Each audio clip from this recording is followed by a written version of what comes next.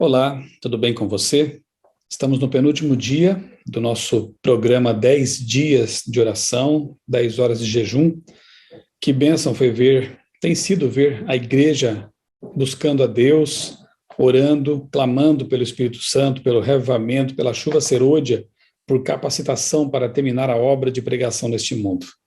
O material que foi preparado para esta série, pela divisão sul-americana, realmente foi um material muito abençoado, muito rico.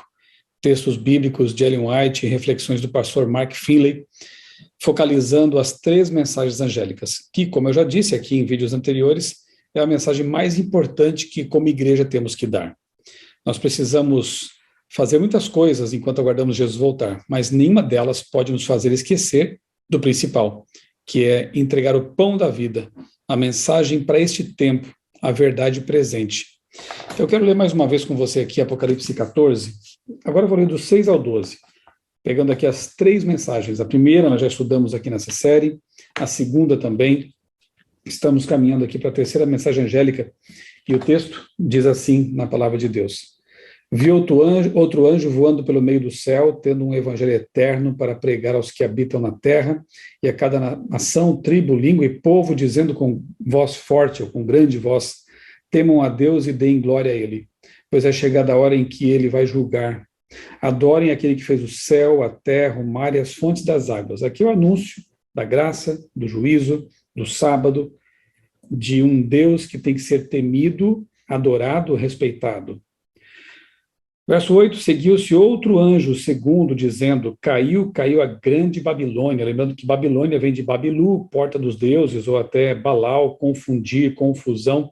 Portanto, é realmente um símbolo bem apropriado para representar o sistema religioso que abraçou dogmas, ideologias, mentiras e abriu mão daquilo que é a verdade em Cristo. Divorciou-se do esposo e abraçou a prostituição com dogmas, ideias, falsas doutrinas. E deu de beber do vinho do furor da sua prostituição, diz aqui também o verso 8, ou seja, ela embriagou, inebriou, entorpeceu a mente de muitas pessoas ao longo da história e continua fazendo isso com suas mentiras. 9. Seguiu-se a estes outro anjo, o terceiro, dizendo com voz forte: se alguém adora a besta ou a sua imagem e recebe a marca na testa ou na mão, também esse beberá do vinho do furor de Deus, preparado sem mistura com o cálice da sua ira, no cálice da sua ira, e será atormentado com fogo e enxofre diante dos santos anjos e na presença do Cordeiro. Eu vou deixar aqui a parte final, o verso 12, para ler depois, mas uma coisa que eu já destaquei aqui em outras reflexões é que João, inspirado por Deus, faz muitas intertextualidades. Ele busca informações, frases, conceitos, ideias do Antigo Testamento, o tempo todo no Apocalipse. Já vimos que ali no começo da primeira mensagem angélica há uma menção direta, porém discreta, ao dilúvio, fontes das águas, as fontes do abismo. Então há um lembrete de que este mundo já sofreu um juízo de Deus. Depois a segunda mensagem angélica fala de Babilônia, nos remete a Babel, e esse também foi um juízo de Deus, quando Deus interrompeu aquela construção insana que visava escapar de um futuro dilúvio, negando a palavra de Deus, o Deus que tinha dito que não mais destruiria a terra com o dilúvio, e também um símbolo de idolatria, de culto aos deuses. Um juízo divino interrompeu aquela obra. E aqui, na terceira mensagem, encontramos a menção de fogo e enxofre. Essa frase, né, essas 2 palavras, elas nos remetem, claro, a Sodoma e Gomorra. Um dilúvio de Deus, um juízo de Deus também contra essas cidades ímpias, que eram arrogantes, blasfemadoras, não acolhiam o estrangeiro, não eram, portanto, hospitaleiras, havia ali perversões sexuais, enfim. Essas cidades foram destruídas também e são como um exemplo para nós que vivemos aqui em nosso tempo. Não temos desculpas. Nós temos o exemplo de juízo contra os antediluvianos, nós temos o exemplo de juízo contra a Torre de Babel, os que ali tentaram construir a torre, e nós temos o exemplo de juízo de Deus contra Sodoma e Gomorra.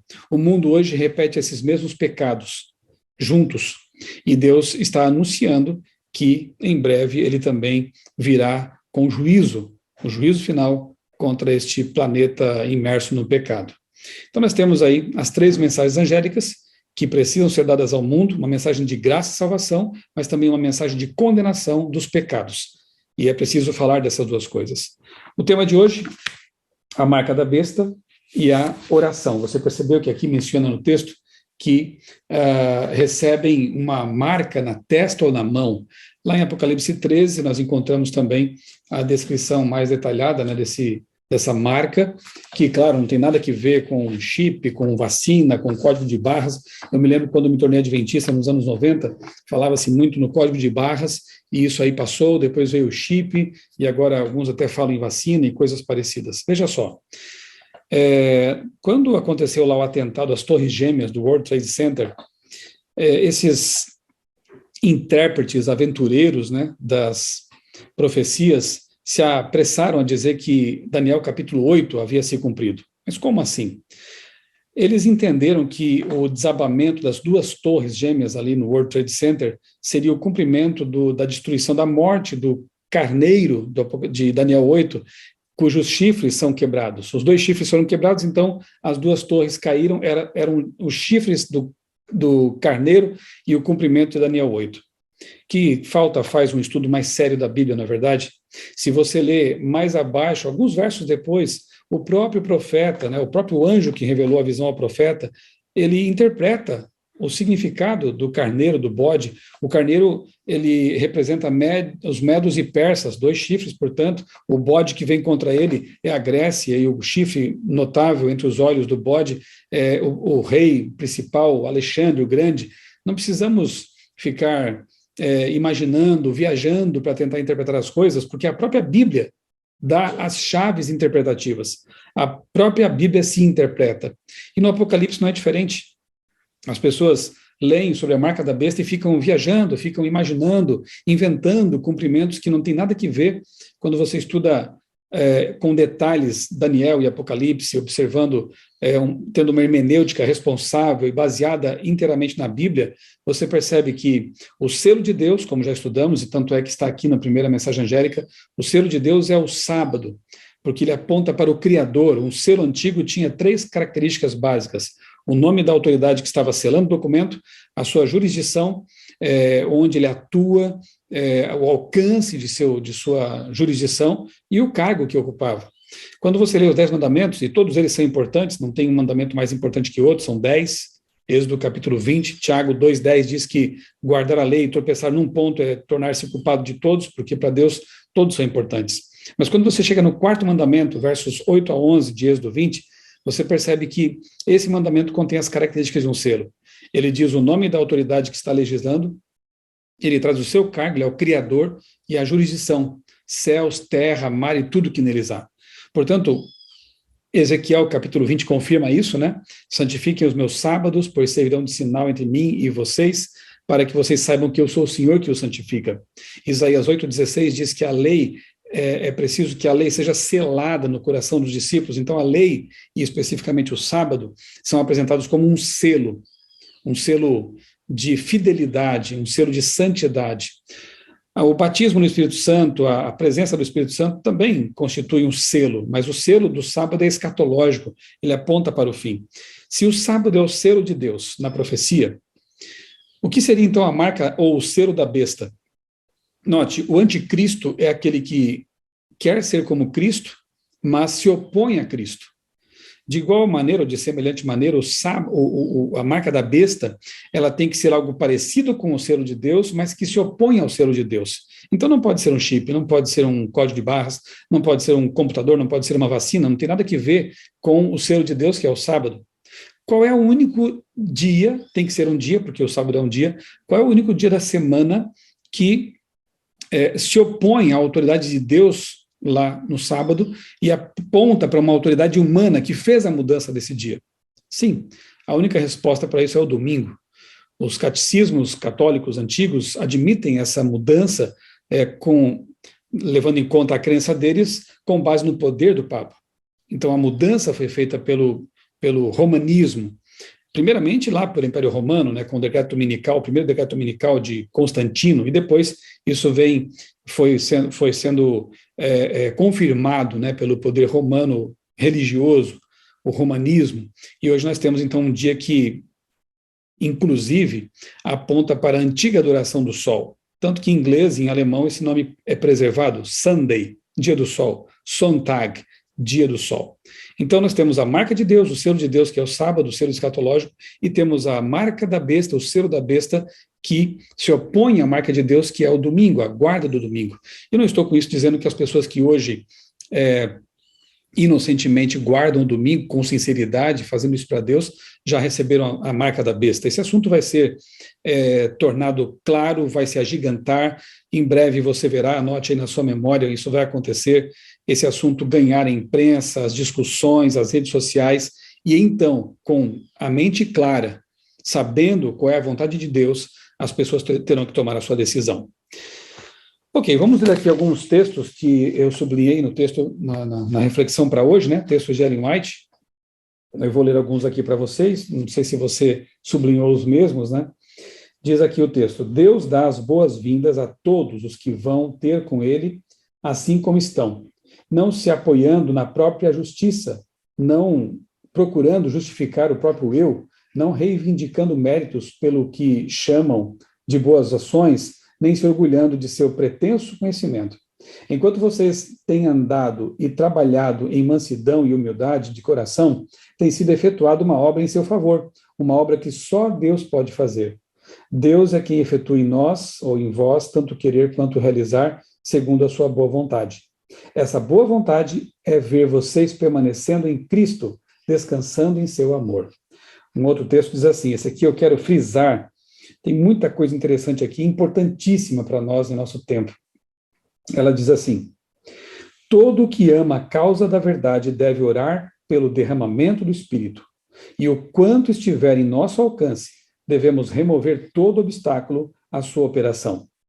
O Espírito jamais poderá ser derramado enquanto os membros da igreja nutrirem desarmonia e amargura, uns contra os outros. Inveja, ciúmes, más suspeitas e maledicência são coisas de Satanás e barram eficazmente o caminho à atuação do Espírito Santo. Nada neste mundo é tão perigoso para Deus, melhor dizendo, nada neste mundo é tão precioso para Deus como sua igreja. Nada é por ele guardado com tão cioso cuidado como a igreja. Nada ofende tanto o Senhor como um ato que prejudique os que estão fazendo o serviço. Ele pedirá conta de todos que ajudaram Satanás em sua obra de criticar e desanimar. Eu acho que é preciso voltar aqui a alguns pontos desse texto, porque ele realmente é mais atual do que nunca e muito importante. Veja o que ela diz. O quanto estiver ao nosso alcance, devemos trabalhar para desobstruir, né, para remover todo obstáculo à operação do Espírito Santo. Já vimos aqui coisas que podem atrapalhar a operação do Espírito Santo, como divertimentos, mídia, filmes, séries, pensamentos mundanos, coisas que ocupam nossa mente e que prejudicam a atuação do Espírito. Nós temos que, quanto depender de nós, desobstruir o caminho para que o Espírito Santo possa atuar em nossa mente. Ele jamais poderá ser derramado enquanto houver desarmonia e amargura. Você entende agora por que Satanás trabalha tanto no sentido de desunir os irmãos, de causar dissensão, discórdia, partidarismo no meio da igreja? Porque ele sabe que é preciso dividir para conquistar. Ele sabe que um povo dividido é fraco, e assim o Espírito não pode atuar. Precisamos orar como discípulos pela unidade, na diversidade, mas a unidade, pela união de propósito, de sentimentos. Nada neste mundo é tão precioso para Deus como a sua igreja, como há pessoas de dentro e de fora atacando a menina dos olhos de Deus, atacando a igreja de Deus. Ela tem defeitos? Tem, porque nós fazemos parte dela. No aspecto humano ela é imperfeita, mas a cabeça da igreja é Cristo e ele é perfeito. E ele considera essa igreja a menina de seus olhos. Ele vai colocar vai consertar tudo que precisa ser consertado, como diz Ellen White. Agora, eu voltar minhas armas contra a igreja, estou fazendo uma obra satânica. É o que diz o fim do texto aqui. Um ato que prejudique os que estão fazendo o serviço de Deus. Ir contra esses ofende a Deus. E ele pedirá conta dos que estão ajudando Satanás em sua obra de criticar e desanimar. Se você é um desses críticos que tem ajudado a desanimar o povo de Deus, criar confusão e discórdia no meio da igreja, eu apelo fortemente a você, em nome de Jesus, que você repense suas atitudes e passemos a promover a união, a harmonia. Deixemos que os problemas que Deus tem que resolver, Ele resolva. E façamos a nossa parte nesse processo de conversão, de renovação e de salvação. Inclusive eu quero mostrar para você aqui, eu achei interessante, né? Nós temos também um material que foi produzido pela divisão sul-americana, esse aqui, First, que foi feito para os adolescentes, ou seja, é a apostila dos 10 dias de oração para os adolescentes. E na página 11 aqui desse material tem uma reflexão também muito importante e uma menção que me deixou feliz também. Eu vou ler para você aqui. Meus amigos, tomem cuidado com influenciadores que tentam distorcer a verdade. Às vezes parece que são tantos os que agem incorretamente que dão a impressão de que eles é que estão certos. Há uma só verdade e ela está na Bíblia, lembre-se disso. Além disso, Deus escolheu um povo que levará avante a mensagem do Evangelho. Não surgirá um novo movimento que irá concluir a missão. Não se esqueça disso. Se quiser se aprofundar mais, uma dica é seguir os canais do Rodrigo Silva, do Fala Sério Pastor e do Michelson Borges, aqui faz uma citação então ao meu canal e dos meus amigos, Dr. Rodrigo e o pastor Eleazar, o que me deixou muito feliz, né? E eu tenho orado a Deus para que sempre me ajude a postar conteúdos que realmente edifiquem e que ajudem a igreja, essa igreja que eu amo, que eu abracei lá na minha juventude, a avançar com a sua missão. E finalizando aqui, 2 trechos aqui do que o pastor Mark Finley escreveu. O anjo diz, se alguém adora a besta, isso dialoga diretamente com a mensagem do primeiro anjo do verso 7, que conclama a adoração ao Criador. Adorar a Deus é uma resposta de amor.